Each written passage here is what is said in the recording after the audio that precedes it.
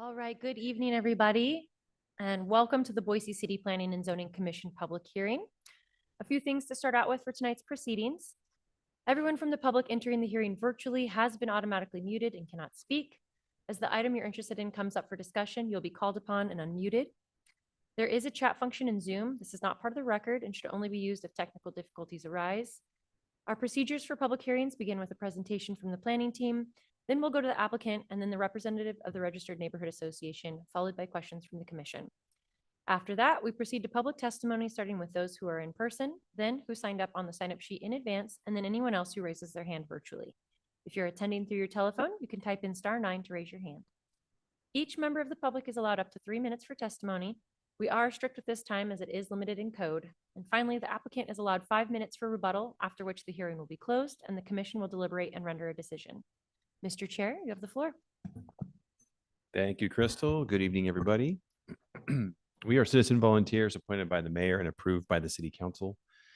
We make final decisions on conditional use permits, variances and appeals, and recommendations to city council on subdivisions, rezones, annexations, and code or comprehensive plan amendments.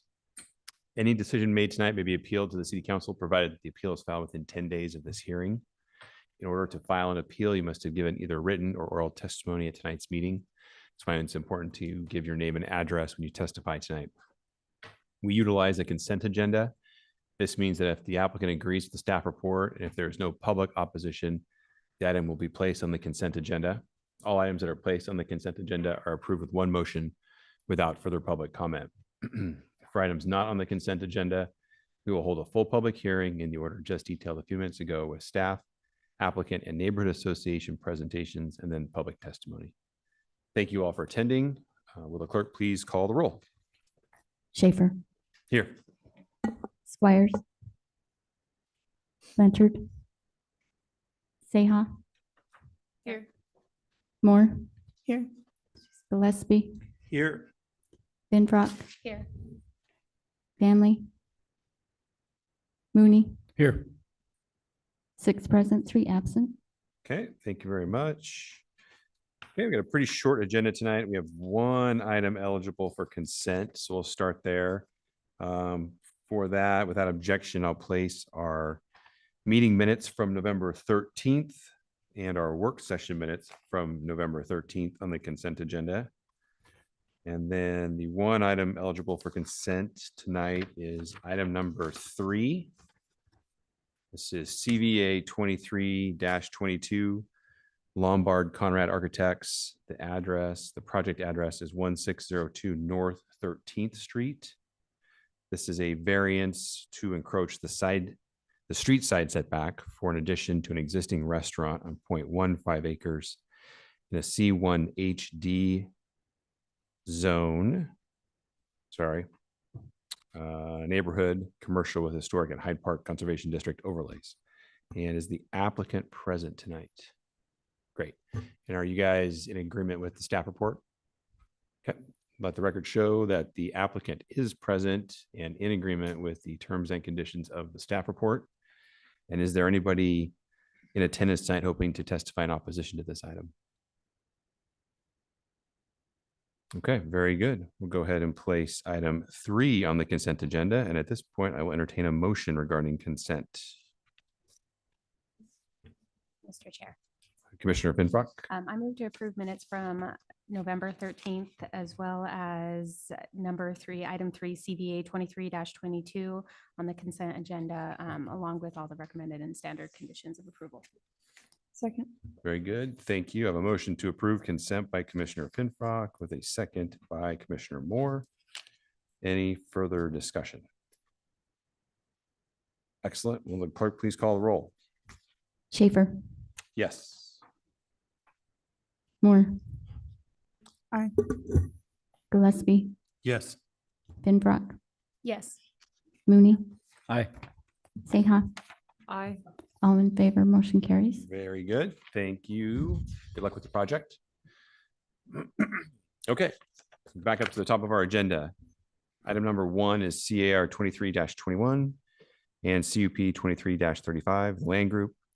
Project address is 13984 West Jasmine Lane.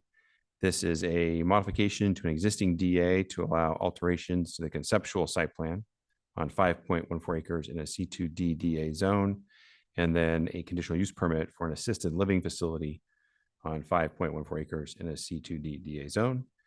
And with that, I am going to recuse myself from this item as I'm an employee of the land group, and I will hand off to Commissioner Gillespie to run this item. Very much, Commissioner Schaefer. So again, this is item 1, and we will start off with Ms. Mortensen, who I believe is joining us online. Yeah, thank you, Mr. Chair, Commissioners. Are you able to see the screen that I'm sharing? Not yet. Not yet. Okay. Oh, wait, yet. Yes, we can. Yes. Okay, great. All right. Good evening, Mr. Chair, members of the Commission. The item before you is a request to modify an existing development agreement to allow alterations to the conceptual site plan, a conditional use permit for a senior living facility on 5.14 acres located at 13984 West Jasmine Lane in a C2D DA zone is also included. In 2020, Boise City Council approved a rezone of the subject property from A1 to C2D DA. The development agreement associated with the rezone restricted the sole use of the property to be an assisted living facility.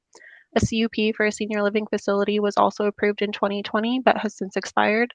The applicant now requests approval of a new CUP for an assisted living facility and requests to modify the existing development agreement to allow alterations to the conceptual site plan. The proposed modifications include the removal of the service drive along the southern side of the site, resulting in the relocation of parking spaces to the front and rear of the building. The proposed site layout provides vehicular and non-motorized cross-access to the adjacent parcels as required by the terms of the original DA. The applicant also proposes to construct a 10-foot multi-use path along the site's frontage on Eagle Road. The senior living facility will consist of an assisted living area and a memory care area, each with indoor amenities and services and an interior courtyard for residents' use. The planning team finds the proposed 2-story assisted living facility to be compatible with the adjacent residential and commercial uses. As detailed in your packets and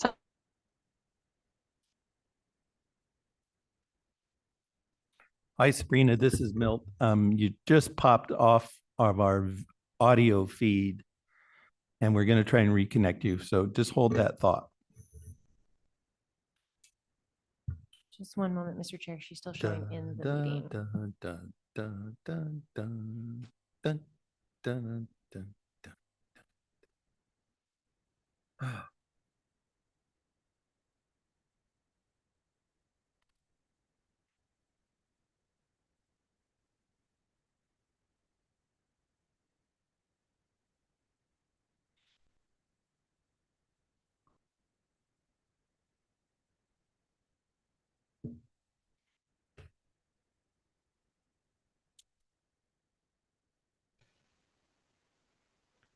okay, sorry, I think I cut out there for a second. You did. Please proceed. Okay. Can you see the screen again? Yes, we can. Okay. Sabrina, Yeah. you were going over the points of public opposition. I think it was one slide back. Great. I will Why start. don't you from go here. through that one? Okay, perfect. Okay, as detailed in your packets and summarized on this slide, public opposition has been received from neighbors of the site. The concerns are primarily focused on the potential for the proposed site layout to adversely affect vehicular access from Eagle Road to the adjacent parcels to the west. As conditioned, the applicant will be required to record a new cross-access easement over the proposed service drive to provide continued vehicular access between Eagle Road and the adjacent parcels to the west. Comments received from ITD indicate that upon future development or redevelopment of the adjacent parcels, they will be required to take access from Centerpoint Way rather than from Eagle Road through the subject property. The applicant has expressed concern regarding condition of approval number 11 and requested the language of the condition be modified as shown on this slide. However, city policy would prevent the approval of grading and building permits for the project until vacation of the existing easement is completed, as proposed parking, landscaping, and building improvements encroach into the platted private street easement areas. The wording of recommended condition 11 is intended to ensure that if the commission approves the proposed use and site layout this evening, the plat is updated so that the platted easements do not preclude the construction of improvements in the locations approved by the commission.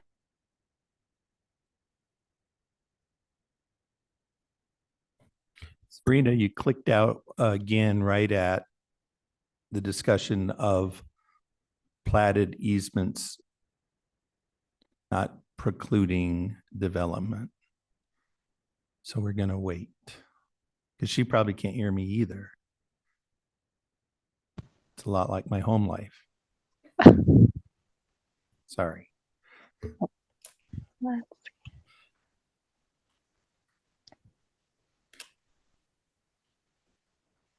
just had to throw that one in because you guys looked a little sleepy out there. Okay, Okay, is that you, Sabrina? that is me. Sorry.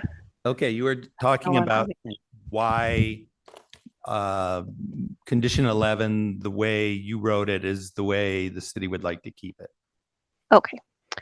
City policy would prevent the approval of grading and building permits for the project until vacation of the existing easement is completed, as proposed parking, landscaping, and building improvements encroach into the platted private street easement areas.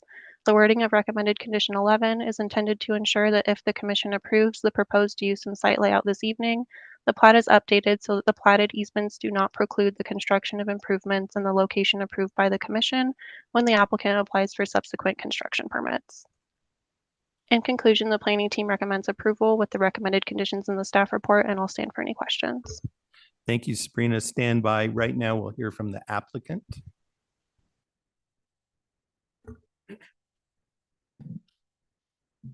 Good evening. My name is Kenny Raybar. I'm actually with the property ownership group Stellar Senior Living and the applicant. We are working with the land group. Address is 800 East Fort Union Boulevard, Midvale, Utah, 84047. Thank you. Yeah, I'm getting it. I'm So, not as good at public speaking. Why don't we, would 10 minutes be enough or do you want a little longer? We were requesting if we could bump that up to 20. There's a lot of content, so. So I do think it's a kind of a complex set of issues. So I'm okay going with 20. Awesome. But if you do that, then yeah, you get 20. Never mind. I'll be concise. Thank you. Awesome. So we have the presentation, and then do I use this to click through or? Okay, awesome. So we are Stellar Senior Living. We are a family-owned and operated company. We actually manage all of our communities, which is a little different than some of the industry. Right now, we have 33 buildings in 9 different states. We are currently constructing 3, one in Washington, Spokane, one in Idaho we're working on right now, and then one that we actually just finished up outside of Denver in Colorado. So we're not new to the space. We both acquire old existing senior living buildings, and we are growing via new construction. We currently employ 2,800 employees, and I'd like to focus on the family-oriented company. So it's a family company. Our CEO and his son are currently operating. They have 20 plus years in senior living as a whole. And we pride ourselves on making sure that we operate these buildings as if they're part of our family as well. We have a really tight-knit community in our corporate office. I'm one of about 40 employees we call it the home office. And I've been with the company for about 6 years. We're not new to Idaho as well. We have 2 properties in Idaho currently. We've had for about 10 years each. One is Lincoln Court in Idaho Falls, and one North Star up in Coeur d'Alene, Idaho. And we focus really hard on our team as the #1 priority of each of our properties to make sure we're providing a stellar life for our residents, their families, and our employees. With this, Lincoln Court is actually one of the oldest operating assisted livings in the state. We won a Gold Operations Award, which means we had 0 deficiencies on a building of that age. It's very, very difficult to do. We've actually won 7 years in a row. I don't have a new graphic for it, of #1 retirement community in Idaho Falls. And like I said, we have about 4,300 beds in 9 states. And to speed this up a little bit, with that, with our new developments, and this is kind of focusing on this one here, we've actually owned this property since about 2020, where we already have gone through the planning commission for a conditional use permit with the development agreement. We started out with a 3-story building, and post-COVID, due to lumber and metal costs, we've actually decided to bring it down a little bit and make it feel a little bit more homey. It is currently a 2-story building. And that's one of the changes that we're working with this development agreement. This is a previous development we finished in 2018, which is in Utah. And with it, we won 4+ different awards, including Best Assisted Living in the Nation in 2019. And as you can see, there's a few others there. With these buildings, we focus a lot on the family. We focus a lot on the common space because this place is somewhere where our residents have lived a long life. They've worked really hard for their money, their retirement, and we want to make sure that we provide them a healthy and happy life until they are no longer with us here. And with this community in Boise here, we have lots of common space. We actually have 3 separate dining venues off the same kitchen. So it's not just the same thing that you think of when you think of nursing homes. We try to provide almost like a cruise ship atmosphere where there's activities and fun, and they're able to live their life in a very, very peaceful and entertaining way. About the project, I know some of it has already come up, so I'll go pretty quick here. We are at this piece of land here in Boise, which is kind of the border between Meridian and Boise, right off of Eagle Road. The reason we really like this piece of land is the need. So this is a study that we perform on all of the pieces of land that we're interested in, including existing buildings, where it shows that a 15-minute drive time away from this property, as you can see in the heat source map, that's why it's important, is 90% of the people who move in the area are within a 15-minute drive time. It shows that there's about 1,000 unmet bed demand for the area. We're able to pull this data in through a company that's called Vision LTC, and it's proven very, very beneficial to our new builds and then also renovation projects. So we know that there's a need in the area. We saw a great opportunity with this good transition between residential and commercial spaces. So here's the modification to the site plan. I'll talk a little bit more about kind of space, amenities. We decided, being close to the major corridors, to have most of our common space outside in courtyards. The smaller courtyard to plan south is actually for memory care. It's dementia patients. And then also the larger courtyard is for the assisted living. In that, there's actually a fun fishing pond with a bridge you can put your fishing poles on. It's deep enough for trout. We actually, at some of our buildings, we offer, as you can see here, fishing derbies. We have putting greens. Again, we're trying to elevate the senior living so that it's not just a place where somebody can go when they need care or when they need amenities that are ADA or senior living specific, but we can actually perform a lifestyle for the senior. So the first 2 images on this one are actual photo renderings of the Boise. The following 4 after that are some of the amenities we have at our other buildings that are new builds. So movie theater rooms, gyms, salons, multiple dining. In this Boise, we actually have a small kind of Dave and Buster style bowling alley. Again, just to kind of elevate a little bit. So I'm going to turn the time over to Deb to continue with presentation. Good evening, Chair, members of the Commission. Deborah Nelson with Givens Pursley, 601 West Bannock Street in Boise, here on behalf of the applicant. There are currently 2 driveways that access Eagle Road from the property, and I'm going to talk about access issues this evening. You've received a number of comments about that. This is a plat from 1992. The easement areas are simply highlighted for illustration purposes. Neither of these currently meets ITD's spacing standards and would need to be removed or realigned upon redevelopment of any of the parcels that are served. We propose to consolidate the 2 existing driveways into a single centralized access. This is the same access that ITD approved in 2020 as described in ITD's comment letter in this record. The development agreement that was approved by the city in 2020, which remains valid and recorded on the property today, requires cross-access be provided from our site to the surrounding properties. We are not proposing to change any provision in the development agreement regarding cross-access to surrounding properties or any other text in the development agreement. The modification is simply to update the exhibits to reflect the new site plan and the new conditions from this process. The western parcels that were at issue at that time, shown in red here, included several single-family home sites. All but one of these has since been redeveloped or approved for redevelopment and now take access to a new road, Centerpoint Way. This was expected since Centerpoint Way is shown on ACHD's master street map and is part of a larger planned local road network that's intended to reduce access points onto Eagle Road for properties that front that local road. The new developments to our west, which are in Meridian, have already relocated the southern private driveway called Jasmine Lane into a combination of a new public road and a new private drive aisle that runs through the apartments immediately to our west. As you can see, the zigzagging purple line there.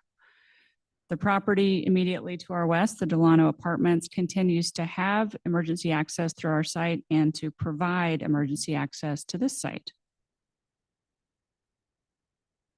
Now only one property continues to use a driveway across our site as their primary access. The private Eagle View Lane that runs along the north side of our property serves a single-family home owned by Ms. Wong, whose approximately 5-acre property is outlined in red here. By its terms, the driveway easement is non-exclusive and is only for ingress and egress to her property. This means that the underlying landowner, Stellar, may also use the easement area for any use, including parking and landscaping, a drive aisle to serve the senior facility, so long as Stellar continues to provide Ms. Wong ingress and egress to her property. As you can see from the site plan overlay here, Stellar will continue to provide Ms. Wong ingress and egress to her home through the site. The driveway will actually be improved from its current condition because it will be widened from an 11-foot driveway that exists now to 26 feet.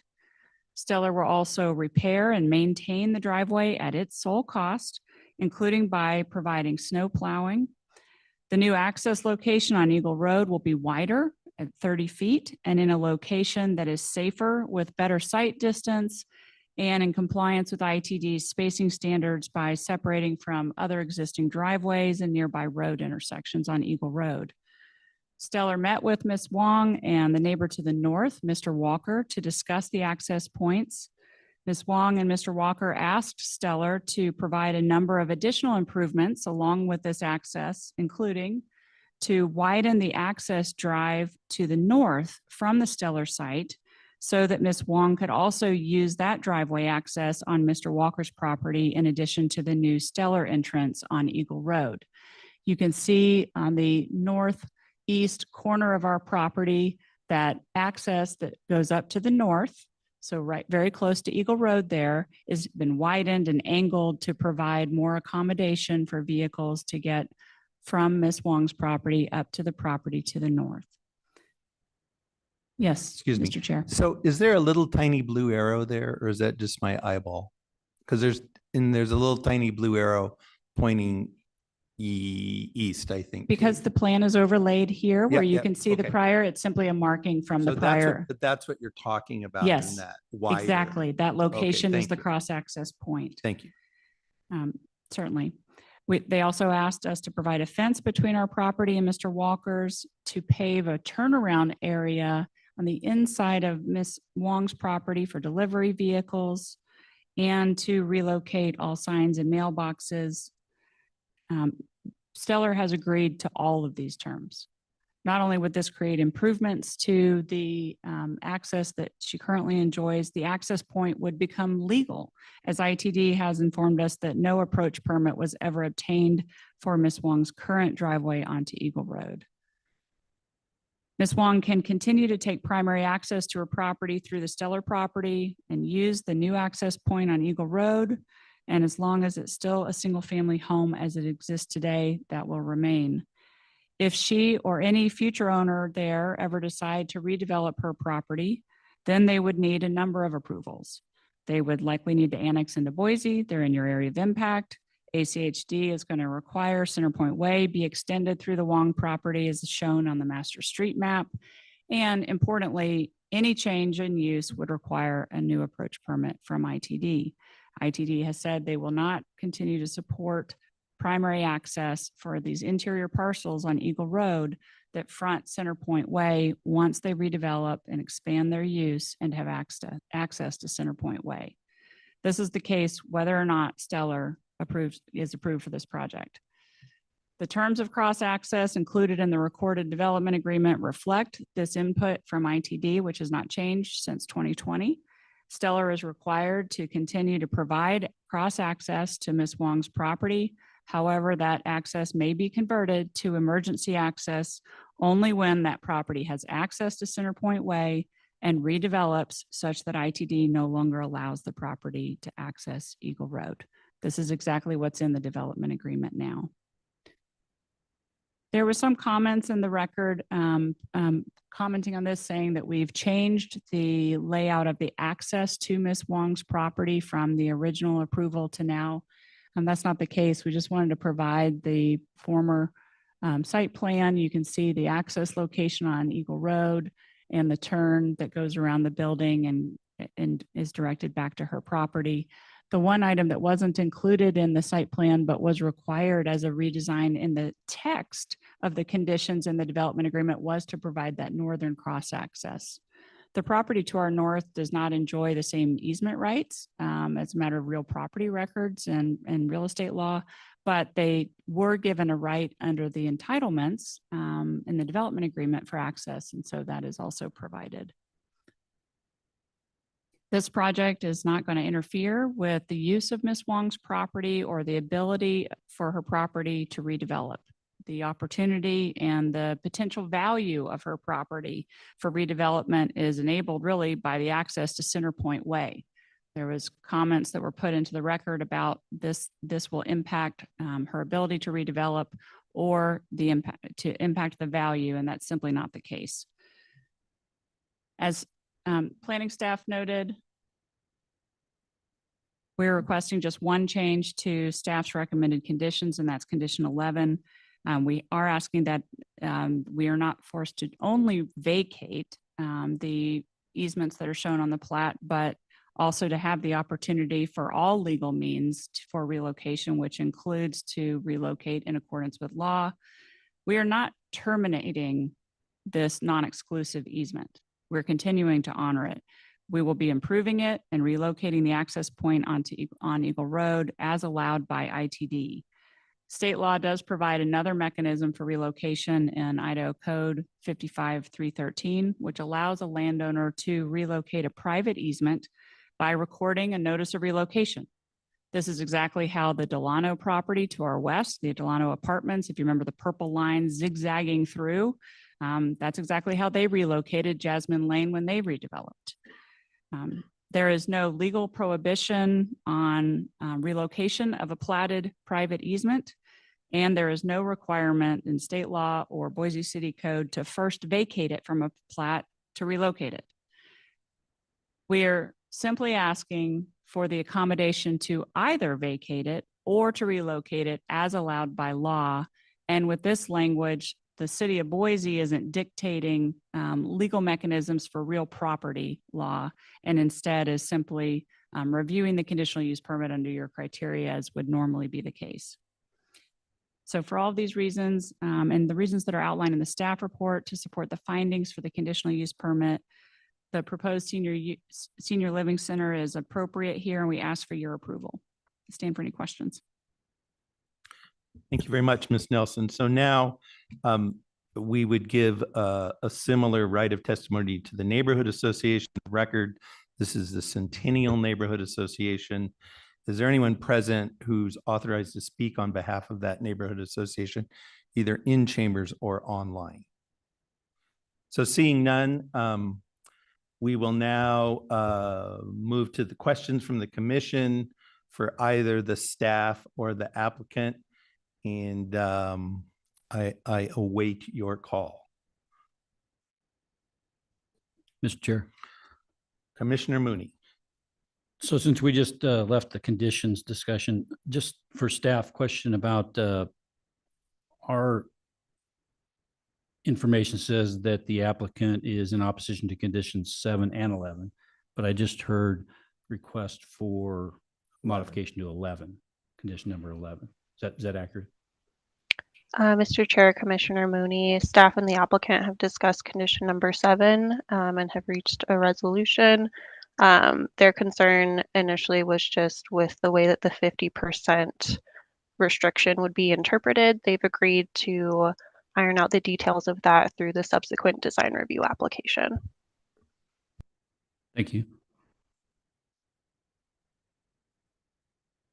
Question for staff, Mr. Chair. Commissioner Mooney.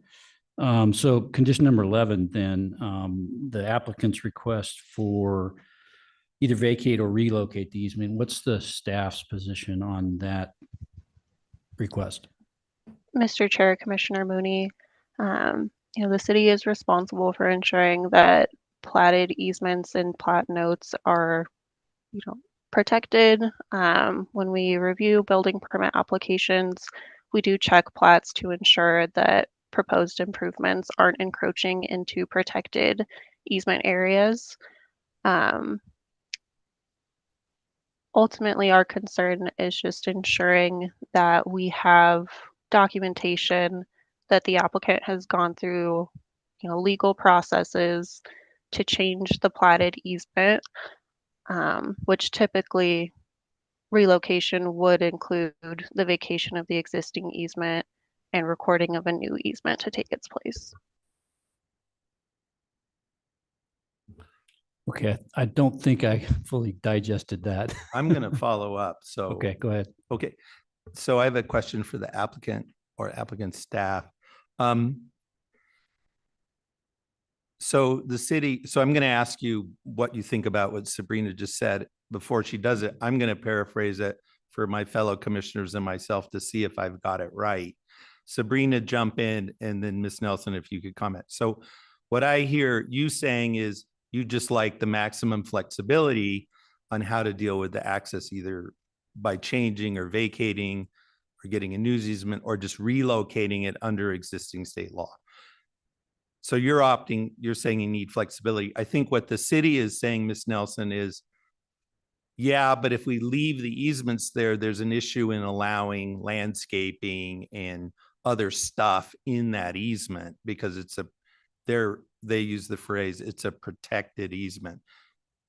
I'm a little curious as to what your thoughts are on the city's argument for why you should vacate the two long easements. Yeah, thank you, Chairman, and thank you, Commissioner Mooney, who started that line of questioning. Yeah, we don't agree that you have to vacate easements off of a plat to address the protections that staff is worried about. And it might be helpful to separate these two factually because in our discussions with staff, as we understand it, the primary concern may be where there's a building encroachment into the easement area. And so if we look at Jasmine Lane to the south, to the extent there's a building easement, then that would affect the building permit review. Then we can understand that in that case, perhaps a vacation would be appropriate. We're open to considering that. And that's still enabled by this condition language. I'm not sure that is required in that instance, but if that's the city's position for a building encroachment only, I think we could make that work. There is no party that is taking claim to that southern piece of it in that way. So there's less concern there. On the northern road easement, this Eagle View Lane, there is no building encroachment. There is no requirement for the city to vacate a private easement, simply because we're adding landscaping and site plan improvements. They're consistent with that, particularly because it is a non-exclusive easement. We're improving the driveway access through it. So I think the city can be comfortable from a site plan approval standpoint that we've met everything that needs to be met from a city standpoint. From a real property standpoint, there are legal mechanisms for us to go through, and there are remedies for impacted property owners to address that. That really isn't the purview of the city to interfere with. I mean, as you all know, the city doesn't take a position when there's a private covenant restricted on a property either as a matter of real property law. That's, it could prohibit this use, and that wouldn't be your purview to weigh in on that. So we're just asking for all legal mechanisms, and we think that the city is well protected by providing all of them. I'll call my own name again and just point out, and I didn't interested in the city's view. At the end of the day, if the city says we're not going to issue a building permit unless you vacate the easement, then the applicant is also, we can vacate it and create a new one. So in a sense, the incentives here are right. At least that's how I understand it. So. Mr. Chair, if I might jump in there, the problem with only vacating is that it leaves a arguably discretionary decision to the Boise City Council on something that isn't appropriate. So. Are there any other questions on either the CUP, the CAR, or the DA that people have right now for Ms. Nelson, the applicant, or city staff? Mr. Chair, Commissioner Moore.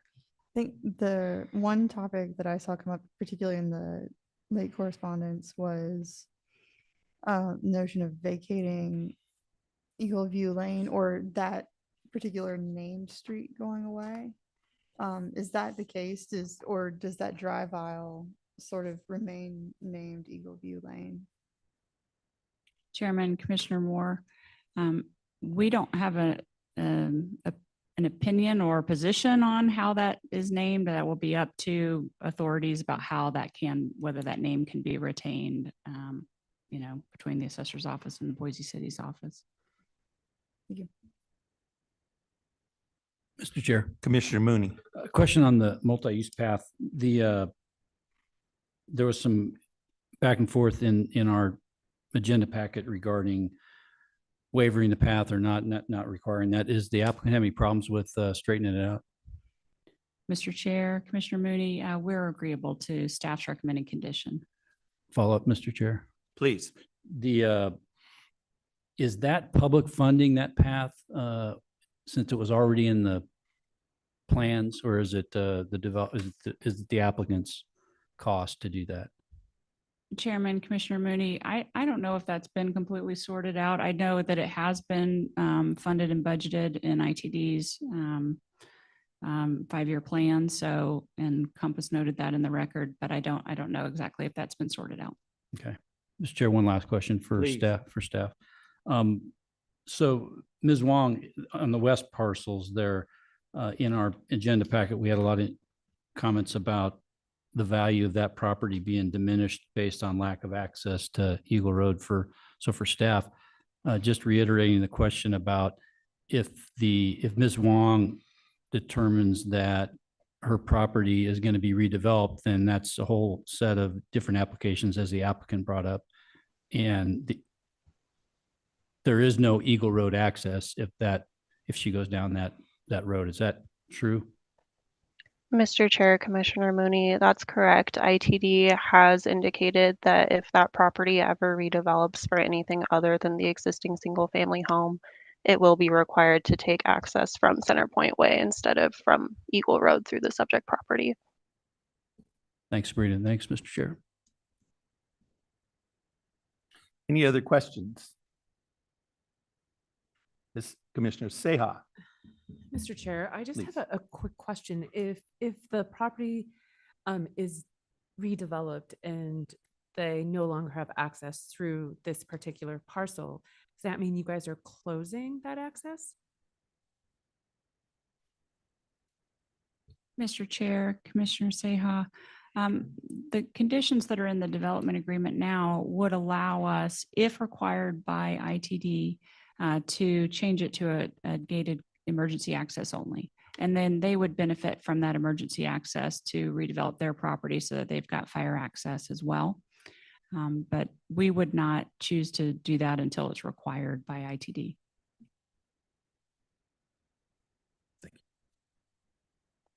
All right. Last call for questions. All right, hearing none, we will move to public testimony. So we'll go through the sign up sheet first, then we'll do open mic for everyone here in the room, and then we'll do online. So testimony is 3 minutes each. That's written into the code. I'm sorry, I don't have discretion. Please give your name and address when you start. And please address your comments always to the commission and not to anybody else in the room. So I'm going to start with the sign up sheet. I'm really bad at reading these, so I'm going to do my best. I have 3 people on the sign up sheet for item 1. They are Fulford Waller. That's the best I can do. Yeah, and then Tara Hudson, and then Matt Draper. And then we'll do open mic for everybody who wants to talk. I'm really sorry I butchered your name. Yeah, my name's Twain Walker. Okay, but it is close. Mr. I've been on the north end of this property for 50 some years. My wife's family's raised or had. Mr. Waller, can you give us your full name and address, please, and then start? Yeah, it's Twain Walker at 3965 North Eagle Road. Thank you, sir. In Boise. So anyway, we've been there for a long time. We've seen a lot of changes and stuff. Remember when Rick Clark actually bought that property from my father-in-law, and so we've seen a lot of changes in that area. We have no problem with what we're being proposed to being built there. It's I'm in the same business. I've been in it for about 38 years. We got a business called Beehive Homes. We have a couple of 100+ homes across the country. So to me, this healthcare facility that they're building is we would like to see that happen. It's we do have a concern that the only concern that we have is just making sure that our neighbor in the back, Sister Wong, she's the greatest lady ever, and we've been with her for 16 years. Her husband passed away several years ago, 16 years ago actually, and I told him that I would make sure that she was taken care of. So we've tried to do that over the years, and we just want to make sure that she has access in and out of there, and we'd like to see it stay where it is. But we would also like to see the facility put in and make that happen. So that's all I have for you. Is there any questions you'd like to ask me? No, sir. Thank you very Okay. much for your testimony. So the next person on my sign up sheet is Tara Hudson, followed by Matt Draper.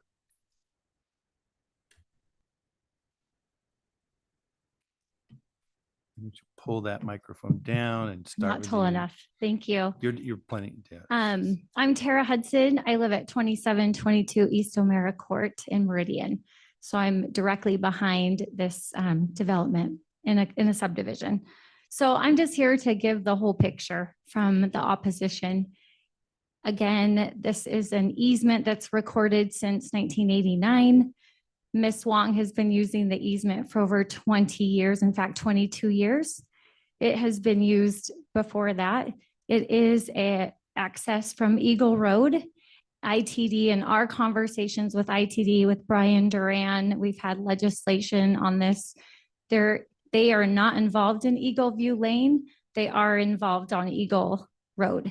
And according to ITD, they have not said that Stellar Senior Living has to remove this easement whatsoever. In the development agreement to the west, they claimed when this went up for different zoning that the neighbor to the west, and at one time there was 3 other homes back there on acreage, and those would also be able to keep their easements. So those are now being taken away or proposed to be taken away with the CUP. If this goes through, Ms. Wong accesses her home through a parking lot. No matter what we've talked about tonight, her access to her home is a parking lot. That definitely devalues her property. All of us would not buy a home on acreage without a driveway, without access. It becomes a landlocked situation. Yes, she could access through a parking lot to get to her home, but the enjoyment of living in Idaho, and I am a real estate agent, a realtor with Homes of Idaho. We've run every scenario possible. Our broker is involved as well. And we cannot get value back. It's money being lost out of her pocket for her to access through sellers right now proposal to go through their parking lot off of Eagle Road. On top of that, we have no address. So the meeting that we had most recently within the last 10 days was with seller and us, meaning all of the people here supporting Ms. Wong, to somehow use a cross-access agreement with Mr. Walker, who was just up here. That too is an access, sure, it's a driveway, but she still will end up through their parking lot to get to her home. We cannot use or estimate or sometime think about Center Point Lane will now be her once upon a time or future road to her home. We can't predict that. There's a barn that she has there, which would also, it's part of her enjoyment living on 5 acres with her cow, her horses, her tractors, caring for her mother and 4 children in the home. And that is become an issue for access. We did meet with them. We appreciate their comments of trying to, the photo that we saw back there was a different look as to how we would expand the 26 feet parking lot Thank you, Ms. for her Hudson. access. I Okay, appreciate- thank you. Did a nice job. Okay, next is Matt Draper, and then we'll go to open mic.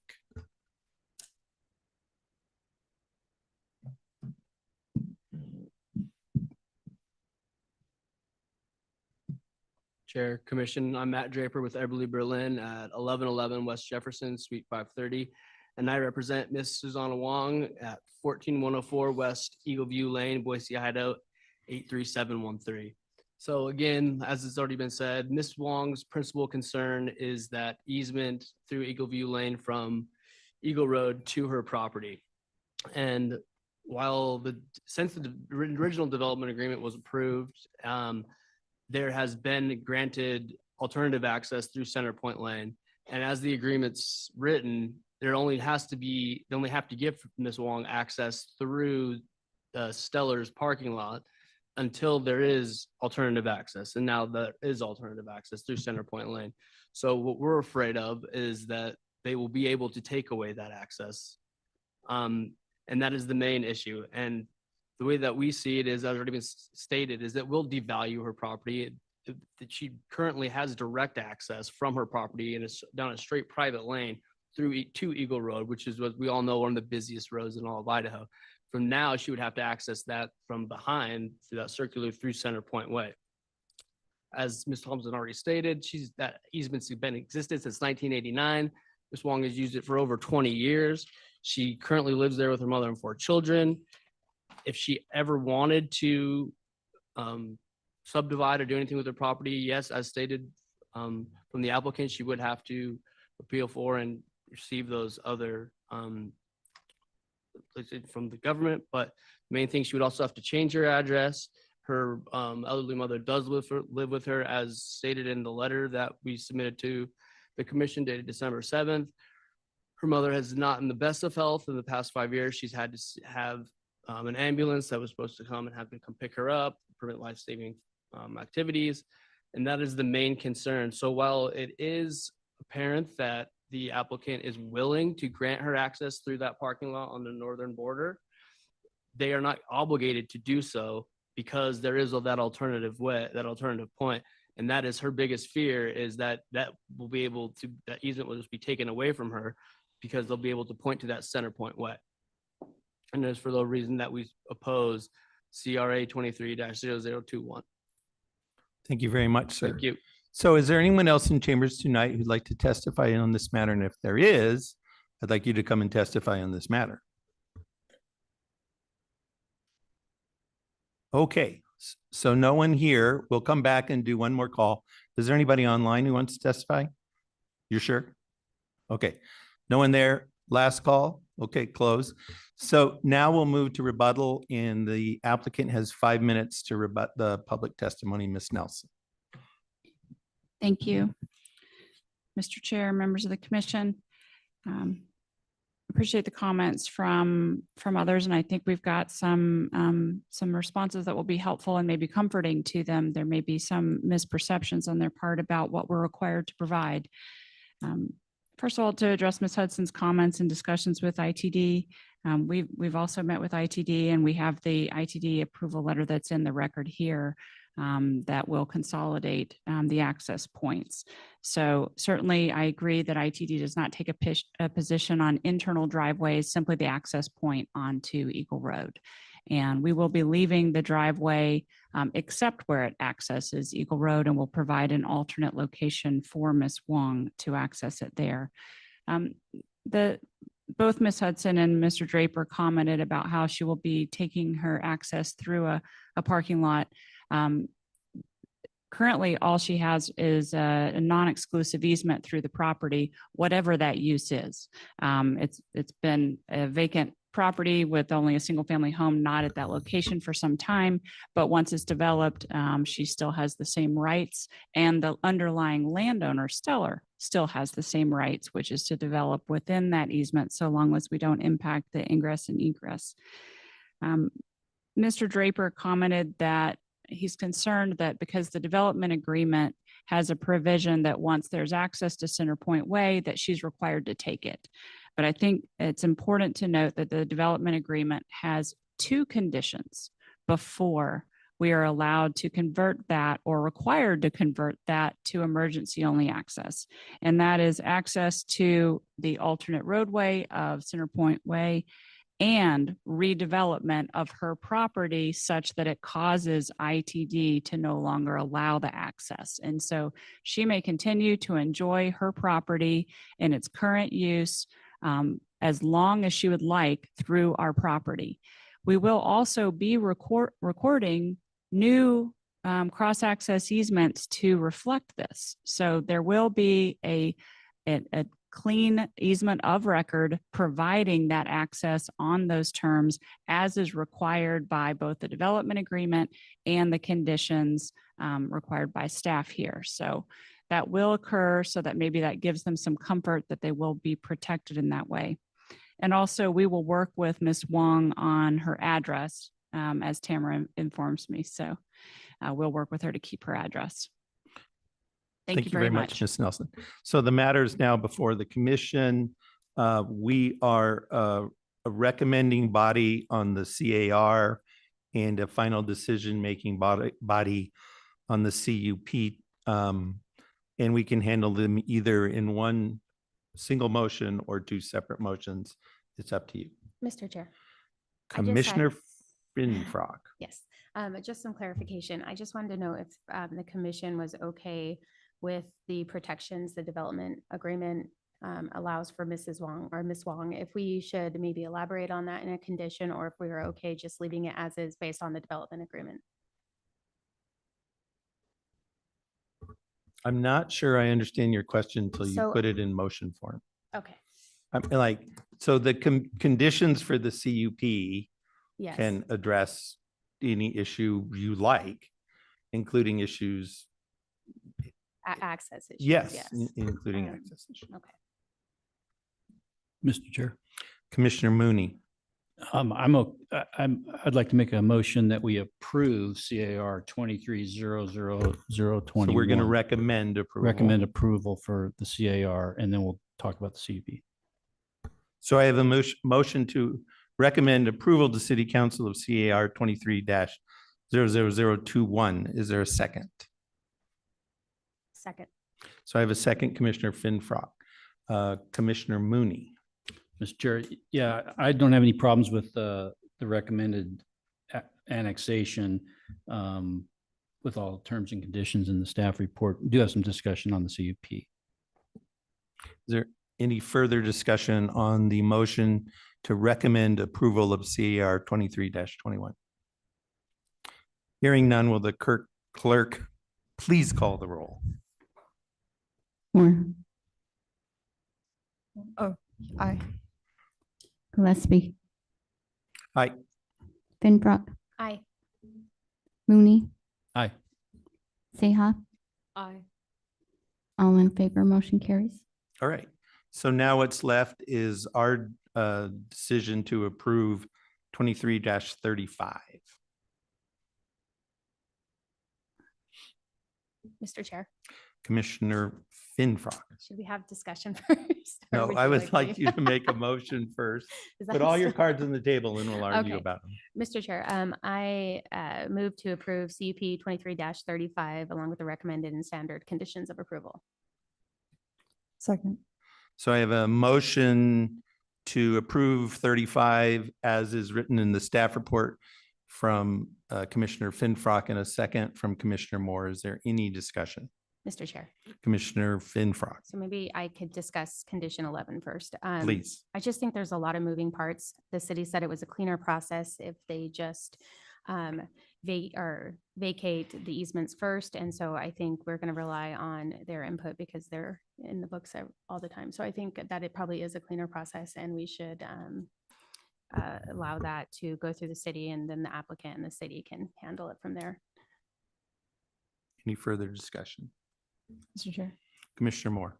Agree. In terms of the CP, yeah, and specifically in terms of condition 11, totally understand the desire to have a little bit of flexibility, but based on the recommendations of the city, I think their kind of recommendations make a lot of sense, just to keep things really straightforward. Yeah, I have no issue with that. So just for me to chime in, so I'll be supporting the motion. However, I would argue that we should include the ability to relocate as well as vacate in condition 11. And I think the reason is because I do think there are issues with this commission exactly calling out how the access should be provided.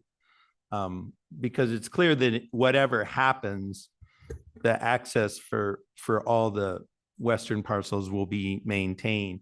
And I'm for giving the applicant the maximum flexibility in doing that. And as I said in my comments, I think if the applicant chooses not to vacate and then later gets hung up in a building permit having to put stuff in quote unquote an easement on a plat, I think the applicant will have a heck of a lot of incentive to vacate and get it cleaned up. So I would prefer to go the vacate or relocate route, but I'm okay with this route because I think the net effect is going to be the same.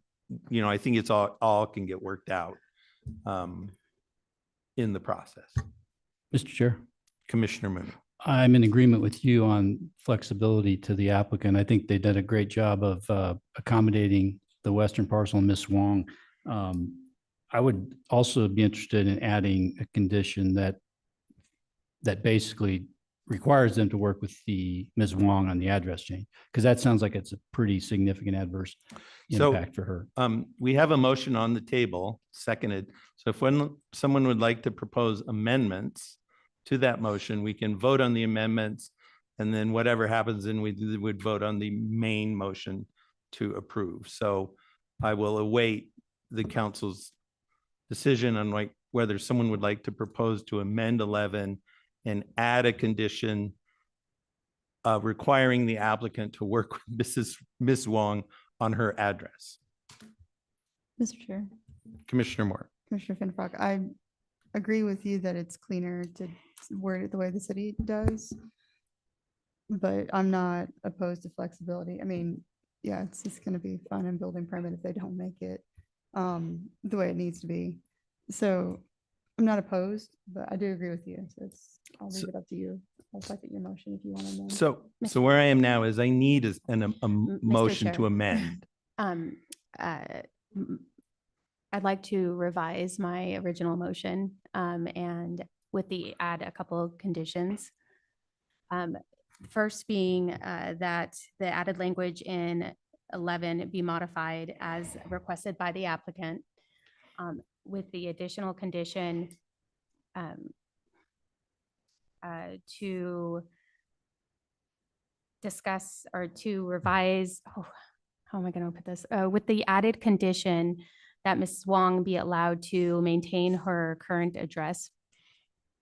Well, I mean, we don't. so I'm gonna. Yeah. I'm sorry. So we're trying to do this friendly amendment thing, which I'd prefer not to do on an issue involving easements and all kinds of stuff. So I need someone to say, I move to amend the motion to change condition 11 to add the or otherwise relocated in accordance with the law clause, and to add a new condition that encourages the applicant to work with Ms. Wong to reach an acceptable address conclusion. Because as a matter of just plain feasibility, I don't know if we can require the applicant to make sure she keeps the same one. I just don't know if that's possible. Mr. Chair, I'm struggling with that myself. I don't even know if the added condition of encouragement isn't really like very black and white. It just is kind of. I'm going to hanging out there. allow Mr. Mooney So- to, Mr. Chair, please. I think so back to your original point, do we need to just shut this down as far as the friendly amendments and? Yeah, let's vote it? just say, I'd like to move to amend I'd like to move to amend the main the motion. main motion, which to add and to modify condition number 11 to either vacate or relocate the easement as defined by the applicant in their testimony for the city, and to add an additional condition that the applicant works with Ms. Wong, the western parcel property owner, to mitigate any address change issues that may come up in the future. Thank you. Do I have a second for the motion to amend? I'll second that. The second. Is there any discussion on the motion to amend? Would the clerk please call the roll on the motion to amend the main motion? Moore, Aye. Gillespie, Yes. Benfrock, Aye. Mooney. Aye. Seha, Aye. So now the main motion is all on in the, favor, motion carries. the main motion as amended is on the table. Is there anybody who has any comments about it? Or are we ready to vote? Hearing none, will the clerk please call the roll on the motion to approve CUP 23-35? Moore, Aye. Gillespie, Aye. Benfrock, Aye. Mooney. Aye. Seha, Aye. all in favor, motion carries. Thank you very much.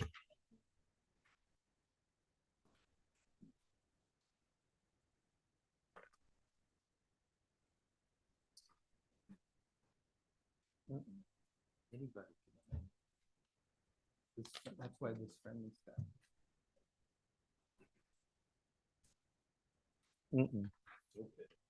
Because the majority can. All right, thank you, Commissioner Gillespie. Thanks, everybody. We'll move on to our next item, which is item number 2. This Mr. is CUP 23-64 and CVA 23-25. Yesco project address is 880 West State Street. This is a conditional use permit for an electronic message display freestanding sign associated with an existing religious institution on 0.42 acres in an LOD zone. There's also a variance to encroach the sign specific setback and exceed the maximum allowed sign height also included. And we're going to start with staff first and Sabrina again. And Mr. Chair, she's just going to keep her camera off to keep that good connection. So you won't be able to see her face. Okay. You'll see her screen. Great. Thank you, Crystal. All right, thank you, Mr. Chair, members of the commission. The item before you is a request for a conditional use permit for an electronic message display freestanding sign associated with an existing religious institution on 0.42 acres located at 880 West State Street in an LOD zone. A variance to exceed the maximum allowed sign height and encroach into the sign-specific setback is also included.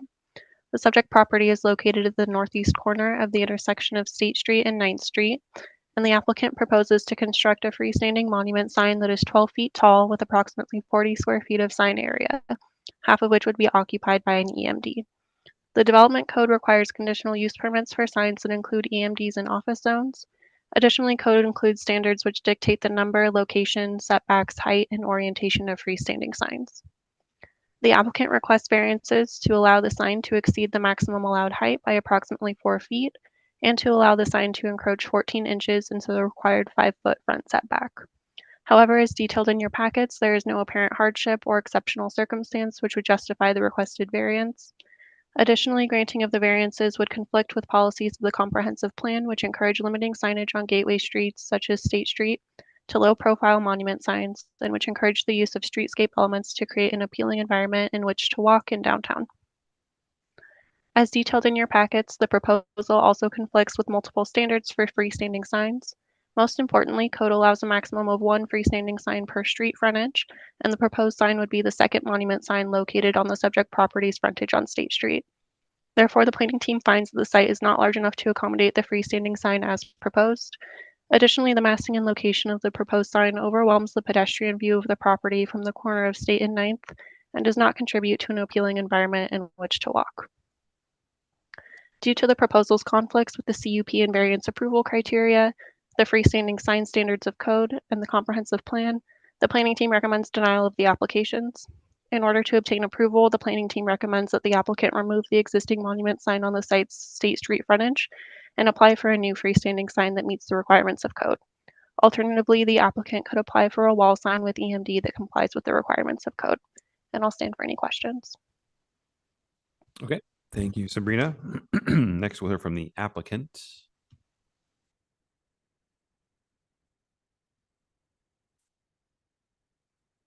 Mr. Chairman and fellow commissioners, I'm Greg McCandless at 4328 West Samara Court here in Boise. I am a member of the First Church of Christ Scientists, and the membership appointed me to be kind of the point man or the project manager of this project. And before I go any further, I will apologize that we won't have as stellar of a demonstration as the land group. But Yeah. you like that? But we have applied for a sign, and we had a meeting with Miss Mortison and some others at the city. The original sign that we had was 2 foot from the property line, and it was put inside kind of an alcove of the wall that's in front of our church, which is 40 inches high with a railing of 30 inches on top of that. So that gives us a total height of just shy of 6 feet. Our existing sign was unreadable from any traffic driving up and down State Street or 9th Street. So it was our wish that we put a new sign up over to the west side of our property so that it could be accessed more from drivers coming and going from 9th Street, both east and west of State Street. Currently, people park in front of the church there, and with today's larger vehicles, you just couldn't read our original sign. So we applied for a permit. We had that meeting with the city. It was after the CUP meeting. And I said, is there any way possible that we could do something that was going to allow us readability of a new sign? And particularly, can we do like an electronic messaging sign? We were told that as of December the 1st, the zoning changes. And as of December the 1st, we would be allowed to have a 12-foot high sign. We would have more readability, and we would be allowed electronic messaging display. So that is what we did. And through this process, my understanding is we probably jumped the gun by getting paperwork in prior to the December deadline. Our thinking was that it was not going to even be entertained until after December, therefore we would be in compliance. So I feel like, my apologies on that. As far as the other historical marker, we've been a church in this community since 1904. That was a historical marker. That's the other monument sign that you guys saw the image of. We are more than happy to make that go away if that's a requirement, if that's considered a sign. Let's see. And also, I just wanted to point out that really the only thing that I feel like we're asking for, since the new zoning is going to be kicking in, is the 14-inch variance. The reason that we need that is we do have a stone wall in the front. From the property line to the stone wall, we have a total of about 9 foot 8 inches. So in order to get the readability of our electronic messaging sign, we are asking for an encroachment of 14 inches. That's, oh, and one other thing, I was asked to talk to ACHD about the clear vision triangle. And the city recognizes that there's a clear vision triangle, even though there's cars that park there. We don't have a problem with that. The city, the HCHD said they did not recognize that as a clear vision triangle because there's a signal there, traffic signal.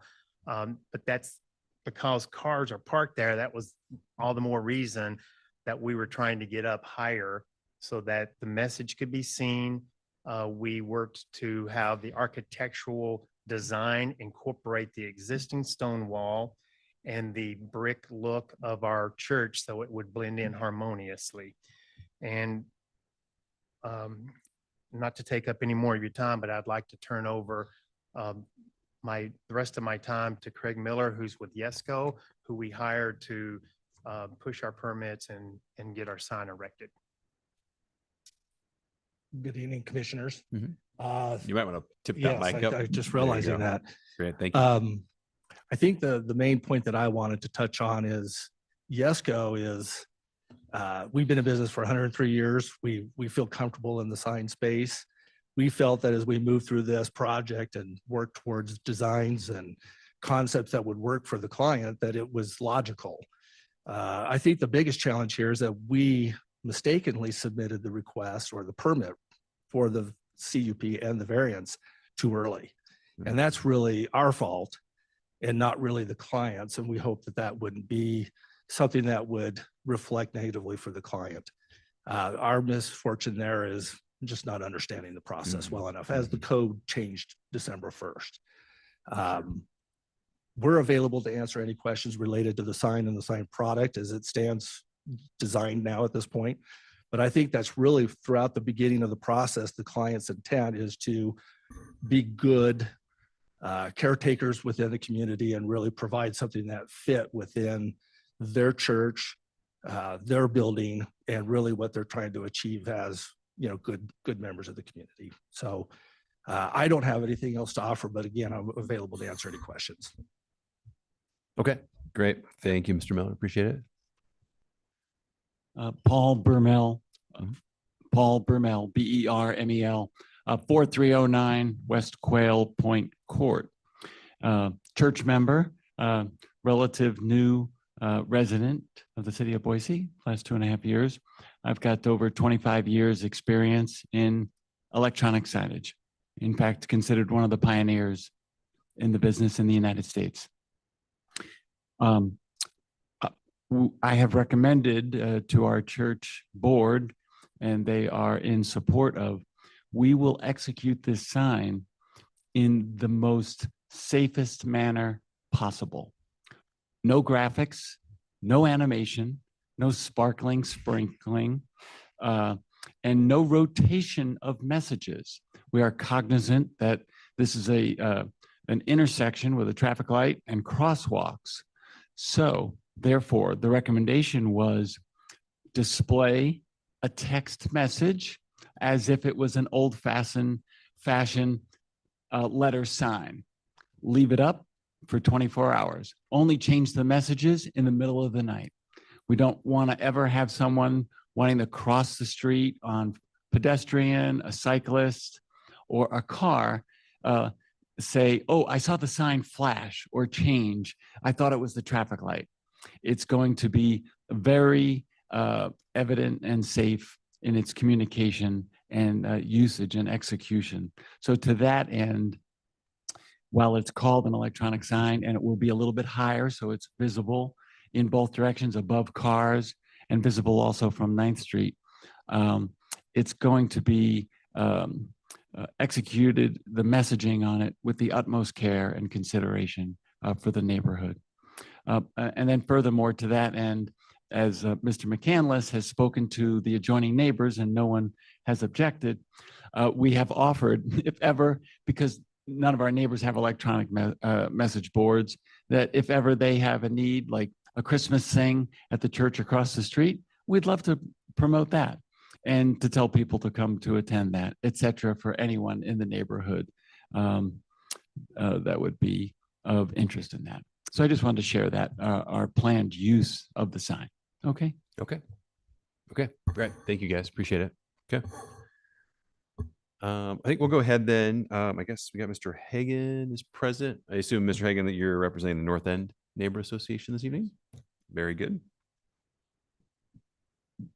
Good evening, Commissioners. Eric Hagan, 809 North 18th Street, North End Neighborhood Association President and Planning and Zoning Chair.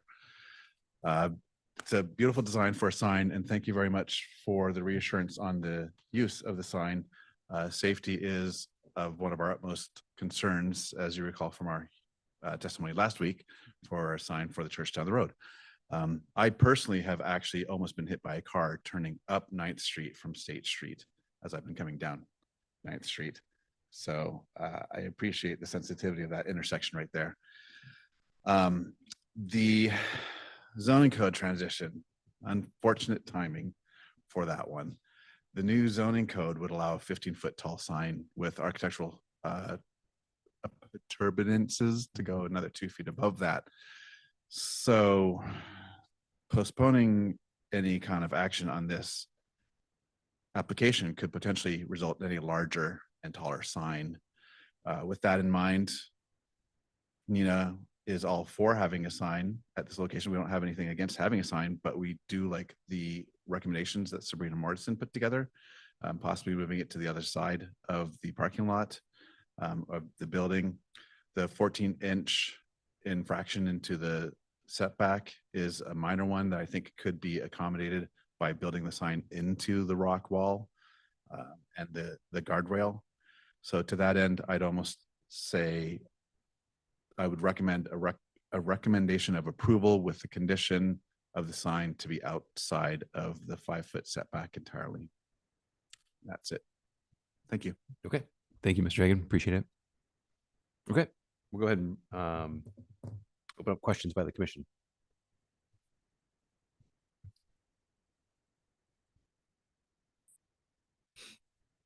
Mr. Chair. Commissioner Pinfrock? Question for staff.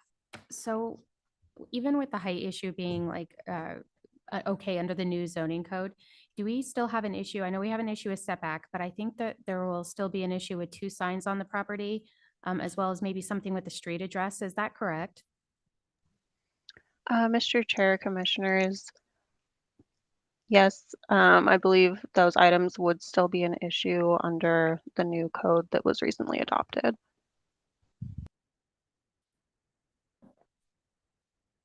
Thank you. Mr. Chair. Commissioner Moore? Sabrina, there was something in the staff report about the sign needing to be located to the closest vehicular access.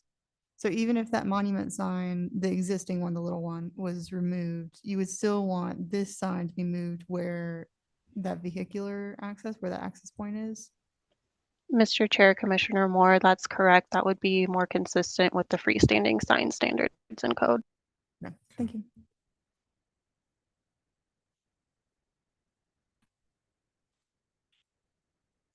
Mr. Chairman. Milt, please. This is a question for the city, Sabrina or anyone else. If the applicant were to withdraw this application and then refile it, it would come in today under the new zoning code, and presumably we'd hear it in January, February under the new zoning code. Is there anything that prevents them from doing that in the code, like double jeopardy issues? You can't refile the same project within a year. Is there any weird like timing provision that would prevent them from just withdrawing this application and putting in a new application under the allegedly more favorable zoning code right away? Mr. Chair, Commissioner Gillespie, no, if the current applications were not approved tonight, the applicant could reapply under the new code. Immediately? Yes, I'm not aware of any time requirement to wait. Okay, thank you. Yeah. Commissioner Gillespie, I think don't quote me on this, but I do believe that under the new code, the sign application would not come before P and Z. Would it? Yeah, whatever the process would be, right? Okay. would be. Yeah, I don't think so. Yeah, I Right. don't know. Yeah, Mr. Chair, I can look that up for you, but again, this Doesn't is- matter. Doesn't matter. it doesn't really matter. Yeah, right. Excuse me for interrupting. Is it, no, you're good, Mel. So, but to staff is the cleanest, Sabrina, in your opinion, is the cleanest move here to deny the application, allow the applicant to rework the application and resubmit it under a new application that would obviously be underneath the new code. Is that the cleanest step process forward in your mind? Mr. Chair, planning staff would recommend that the commission make a decision on the current applications based on the requirement of the code that it was submitted under. If you choose to deny, then the applicant could come back with new applications under the new code. And if they were able to meet the standards of that code, we could process it that way. Okay. Okay. I guess to the applicant, since we have you guys here in the room, if you guys don't mind, at least one of you back to the podium here. So apologies for, this was inevitably going to happen when we have a new code for the first time in 60 years. So apologies for the confusion over the submittal dates and that sort of thing. It seemed that you were agreeable to just trying to find the cleanest path forward here. You know, there's a few questions in this application based on the code we're looking at, which is the previous code. So what are your thoughts on a denial of this application, giving you guys the opportunity to rework the application? You understand the concerns from staff now, and then resubmitting it. Of course, now the new code is in effect. So anything submitted now would be under the new code. It sounded like you were amenable to maybe that process during your testimony. Is that my understanding? Is that correct? Mr. Chairman and fellow commissioners, it would really kind of be a bummer, I think, for us if we did have to resubmit, although obviously, you know, we're law abiding and we want to do the right thing.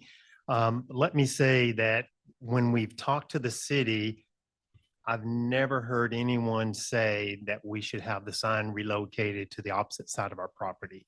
So this is first time I've heard that news. We were always under the impression that the only issues here was that we are applying for a taller sign, electronic messaging display, and the 14-inch variance. I've measured the other signs that are on the corner there. There's Global Travel, there's the Wheat Commission, the other church right across from 9th Street. Our sign would be the same height as theirs. So as far as harmony is concerned, they would all be the same. It wouldn't be something out of the ordinary for us to have our sign there. I have no problem doing what we can to push the sign back into that stone wall and gain a few more inches. However, we have to make sure that we are applying by code for our walkway in front of the church, that we're not cutting off the walkway. So that's the flip side of that no one's addressed. As far as putting the sign on the other side, you know, they're getting ready to do construction and do I don't know how tall of a building there. It's just, it would not be getting the notice and the readability that what we were desiring to do for the community when we're introducing lectures and other services. Particularly, we're really focusing on teen youth right now and the issues that this community's had with some high school situations that we don't need to get into now. That's something that we're trying to promote, something that's going to be more harmonious for the community and addressing, you know, community issues. So readability is really critical for us, and we really don't want to waste anyone's time. So if the commission saw fit that they could just grandfather us into the new codes, and then be whatever you want us to do as far as the 14-inch variance, we'd be willing to comply with that. But, and I'm sure Craig can talk a little bit better about this, but as far as the the electronic messaging sign, they come at a certain readability size, and that would change that whole look as far as trying to get the messages that are readable from one line without having it hop down too many lines. I'll let I think, Craig answer any other questions. I think we're good. I think we're good. I mean, not to cut Okay. you off. I mean, I think we understand that and we feel good about that piece, you know, it's just a little more of the process is what I was curious in. So. Yeah, good. Go ahead, please. Again, Paul Bermel. With my experience, as Greg McCandless said, it's the first we've heard about having to move the electronic sign to the right side of the property where the cornerstone is. A parallel sign to State Street would be dangerous. It would necessitate people in their cars to turn their head up to 90 degrees to read the sign. A perpendicular sign to State Street allows people to read the sign going in both directions without having to turn their head. That's, anyone knows whether it's a cyclist, a walker, or a driver, when you take your head, or a skier, you take your head off of, eyes off of the straight that you're going, it will provide movement. So we think we've come up with the best, safest approach with a perpendicular sign to 9th Street, to State Street, but also it will be readable by the one-way traffic that stops at the traffic light at 9th and State. If we're relegated to have it further down State Street where the cornerstone sign is, it will not be visible by people on 9th Street. And that was part of the premise of our moving it closer to the corner within the setback. And then lastly, just to reinforce Greg McCandless's request, in an ease and convenience, knowing that there are these new rules and regulations, I think there's a provision and a method and a path forward to just kind of adopt it into approval. So we hope that. Thank you very much. Okay, great. Thank you, guys. Okay, any other questions for staff for the applicant?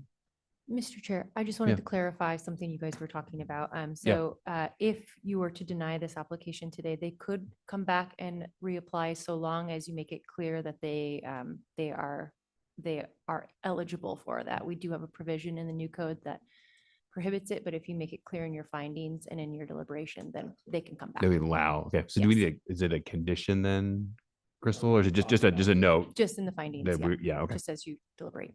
Okay. Great, thank you. Okay, we're gonna check in with, there's no one online, correct, staff? Okay, very good. Is there anybody, we'll open up public testimony. Is there anybody want to testify on this item? Okay, very good. We'll go ahead and close public testimony.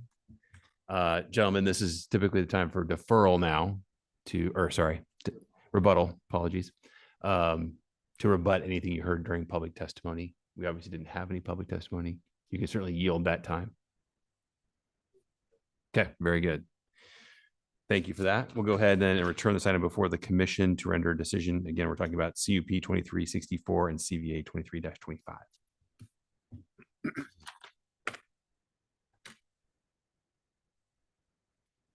Mr. Chairman, Commissioner Gillespie. move we deny CUP 2364 and CVA 2325 for the reasons stated in the staff report. Second. Okay, thank you. I have a motion to deny by Commissioner Gillespie with a second by Commissioner Mooney. Milt, would you like to start us off with some discussion? Yes, please.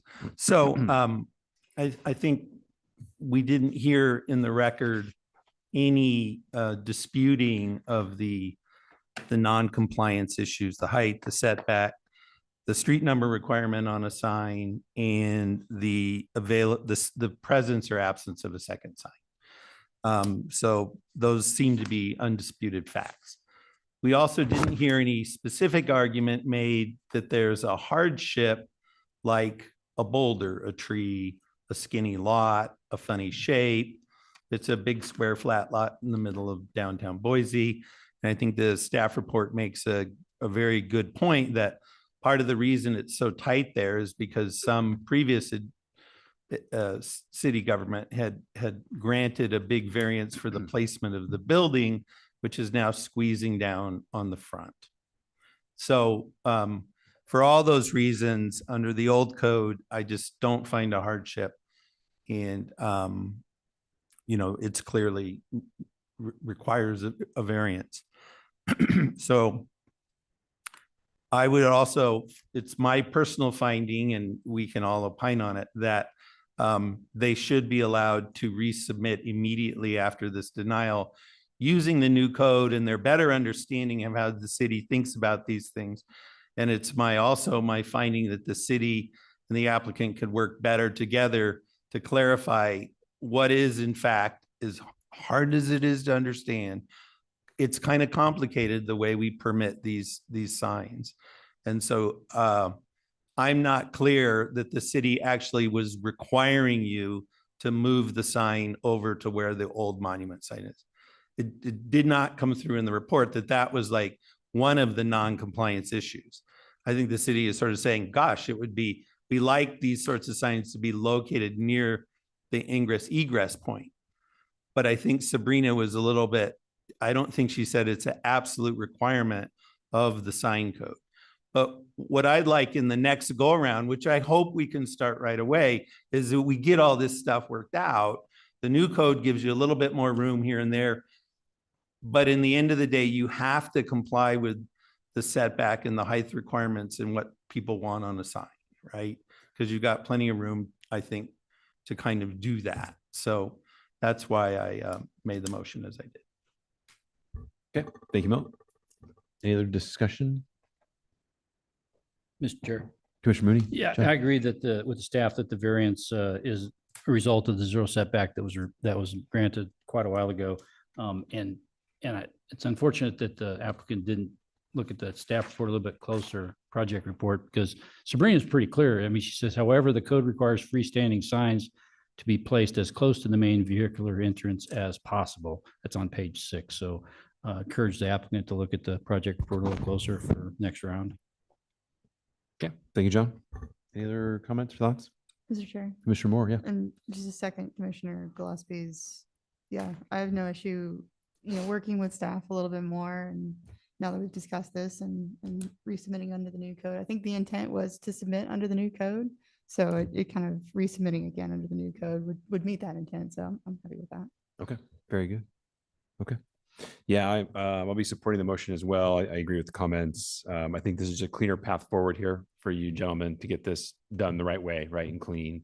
I would agree though that let's do everything we can to get the variance request out of the application, kind of sharpen your pencils, take another look at it, work with staff, see if we can find a better location for the sign that works within the new code requirements. So yeah, appreciate everybody's input.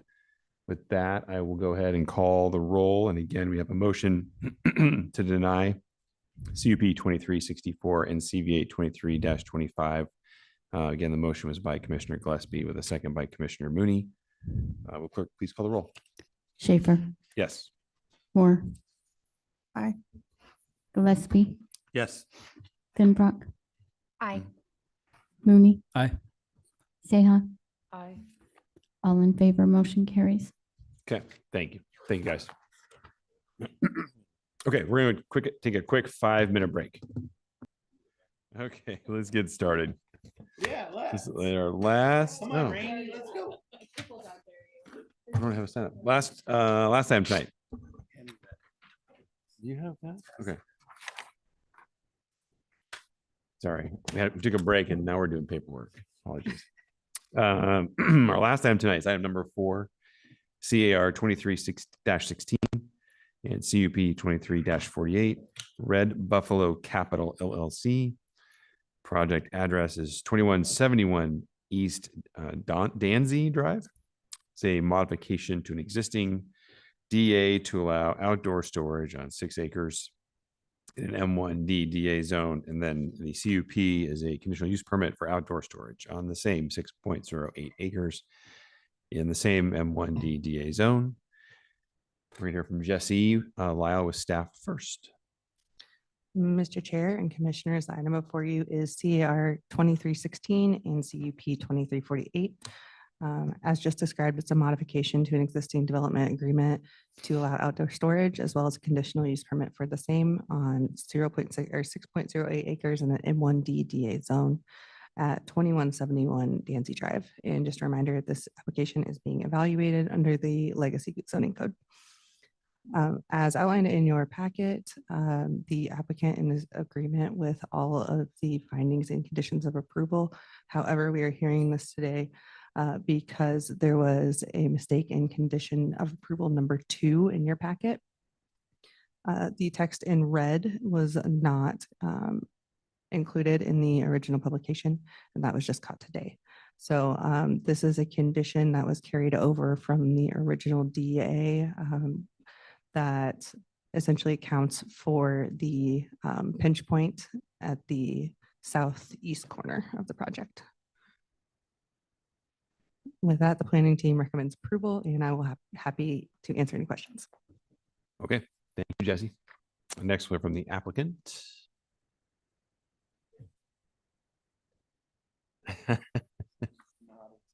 Yep. Elizabeth Kekaritz, Givens Persley on behalf of the applicant team, 601 Bannock. With this minor modification to the condition of approval, we are in full agreement with all of the conditions of approval and are recommending approval and a recommendation of approval to City Council. Okay, all right. Thank you, Liz. Okay. No one online, no one else in chambers. Mr. Berg is not with us from the Southeast Neighborhood Association. So we'll go ahead and open up for any questions by the commission. Mr. Chair, Commissioner Mooney.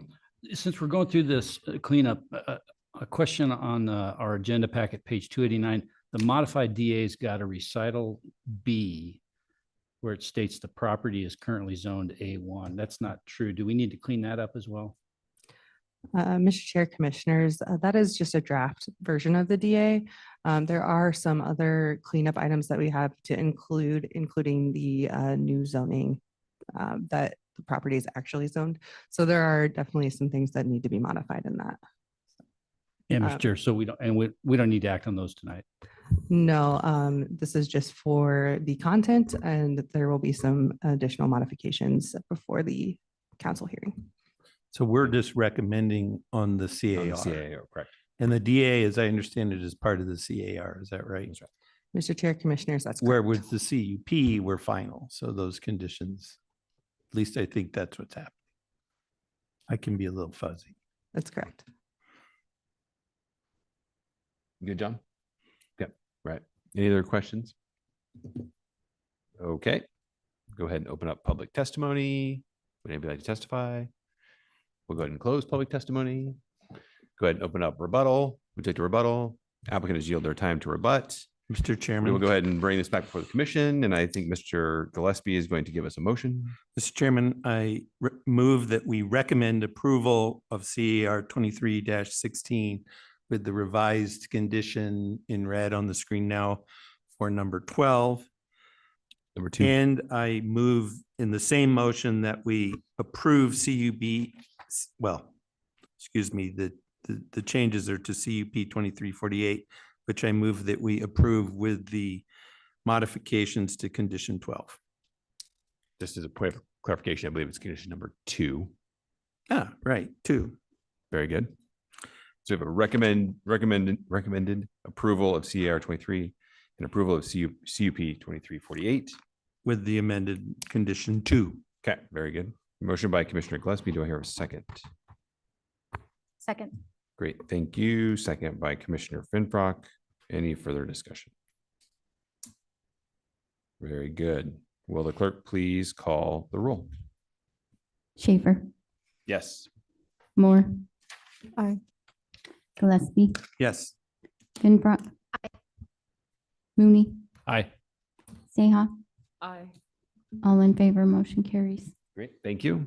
Thank you, guys. Thanks for sticking with us tonight. Appreciate it. Happy holidays, everybody. We'll see you in 2024. We are adjourned.